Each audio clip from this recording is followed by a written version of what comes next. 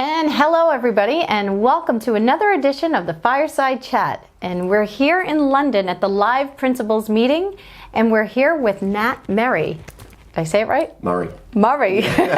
Close. And he's all the way from the land down under, and he's joining us from Cobul. So welcome everybody. Thank you, Mel. Yeah, so how do you like it so far? Yeah, it's been great. Travelled a long way to be here. Been excited about this for a long time, and meeting face to face. We've obviously seen each other on the screen for a long time, but to get here, to meet everyone, to get to know their story, personally meet everybody. It's been fantastic. It's a real advantage to meet people face to face. Yeah, it is, right? Right. We all joke we're in the box, right, with the Zoom, So coming out of the box, we all came to meet each other and learn some new skills. So you're an actual managing director of Cobul. So maybe you could tell us a little history about Cobul itself, and maybe the founding members and what your role is as a managing director. Yeah, absolutely. So Cobul itself was founded by two gentlemen 22 years ago. So it's been running since 2021. Right. Wait, 21? Or 2001? 2001. Good maths. Yeah, good. Yeah, so started in 2001. Right. It's been, running for 22 years. A lot of our work, or majority of our work, is government work.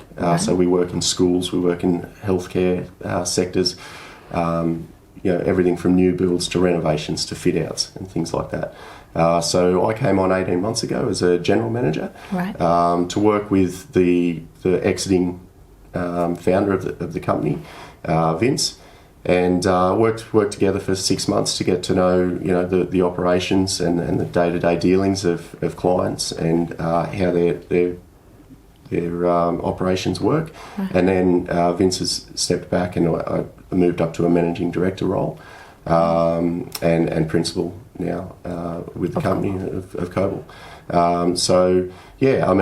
Managing, we're quite a small team. We run upwards of 6 to 8 jobs at a time, and my role ranges everything from tendering through to project management. I have a role or oversee every particular job that we've got. We have a site team. We have a couple of foremen, some site managers, and then a young team of project managers and a cadet that's studying construction management. Very cool. And you started in construction yourself, right? I did. I started as a chippy. A chippy? Is that what they call it? Yeah. So at 16, moved out of home, started my apprenticeship in a town, Wagga. From there, so that was, just started on residential work and then moved into commercial work. And then from there, ended up working with some Tier 1, Tier 2 building contractors, Layton's and Wattpac. Working in large scale, we built hospitals, worked on airports, high-rise, large-scale projects. And then, 18 months ago, had the opportunity to come across and still in the construction sector, obviously, but a new challenge, something I'd never done before. Here we are. Yeah. So one of the cool things about MBH is it's an agglomeration model, right? But it also allows for small business owners to have an exit strategy, right? So they have a successor. So you're the successor now, and you get to take it to a whole nother level. And so after hearing what you heard today, where do you think the future of Cobul will be? We obviously, our plan is to scale. Right. We want to grow this business. It's a successful business. Right. You don't get to 22 years in the construction industry without doing something right. So we won't lose the values that made Cobul attractive to MBH and attractive to investors. We're going to build on that. We'll target larger scale contracts. We'll start looking to private sector, and then also look to our own developments and push that along the line of purchasing property, developing our own property, and being sort of getting rid of that middleman and working for ourselves That's pretty cool. Yeah. That's a really good vision to have for Cobul. So you finally got to meet some of the other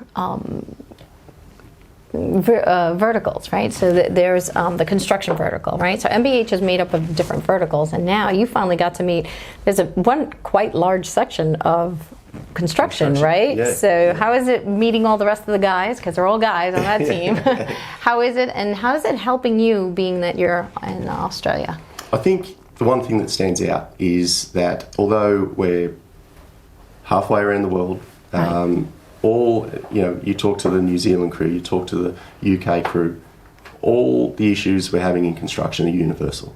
Right. We've obviously gone through the COVID situation.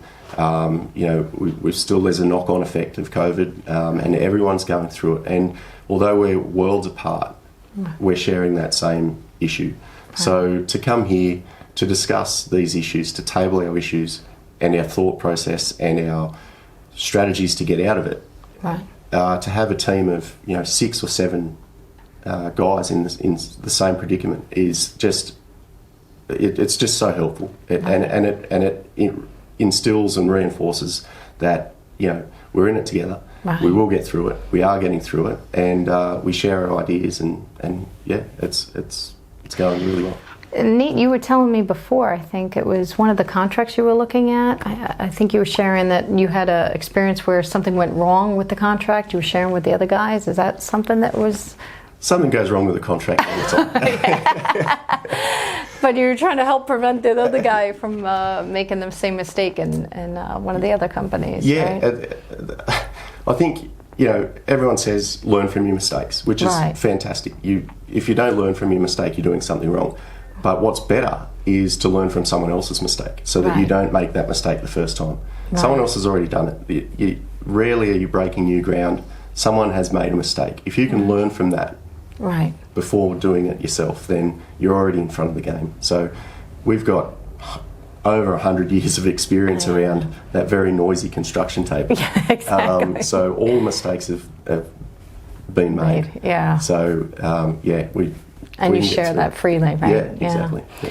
So what advice would you give to other potential managing directors that would join MBH? What would you say? Join the team. Yeah. Join the cohesive, driven team. That's something that stood out in this first day. That a room full of people, they're all on the same page. They're all driven. They're all there to help. I think it's just the cohesiveness and the assistance that you're going to get. I think it's amazing too when we sit in that room, the amount of talent of years of entrepreneurship that's in that group, and how giving they all are, because we all have a financially vested interest, right? Your success means my success, so if we can collaborate in the ways. But I think managing directors have a unique position because they didn't found the company, but they have the visions to take the company other directions, because usually founders, after a while, they've exhausted a lot of ideas. Maybe they're in their case, they were looking for retirement years, and they want to keep their legacy alive, right? So you get to carry the torch. Yeah, that's right. So, but we are glad you became part of MBH. I love it. It's great. So, what about investors? What advice would you say to investors, being that you've actually come here and gotten to meet some of the principals and the whole agglomeration model? What do you like about it? I think the forecast is strong. The ideas, the direction that we're going is strong. We've got a plan. That's a strong plan. We've got strategies in place to take what we've got to the next level, to build, to progress, to learn, and expand and scale. So I think to invest now is obviously the right time. Time. We've been through something that hopefully we never see again, or not for a long time. We've been through a massive hit. We've come out the other side, and things are only looking up. So it's the strategies that we're going through at the moment, the strategies that we're putting in place, and the planning and the foresight and the drive and cohesion that's happening in that room today and tomorrow. it's pretty amazing, right? Yeah. It's fantastic. You know what's interesting too is that even through all of a major upset in the small business community, we continued to grow. We showed a profit through all of COVID. We had a revenue, and that was due to our diversification. While your industry took a big hit, the educational sector really showed through.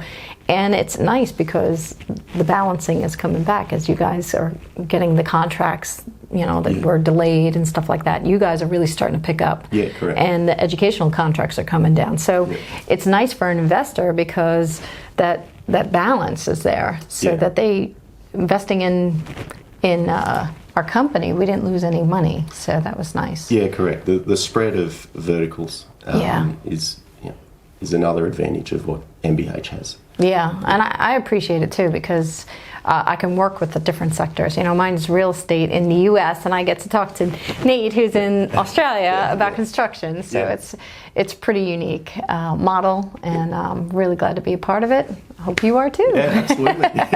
Very cool. So thank you so much, Nate, for joining us on this edition of the Fireside Chat. Thank you, Melissa. And I'm glad you're here. Thank you very much. Very cool.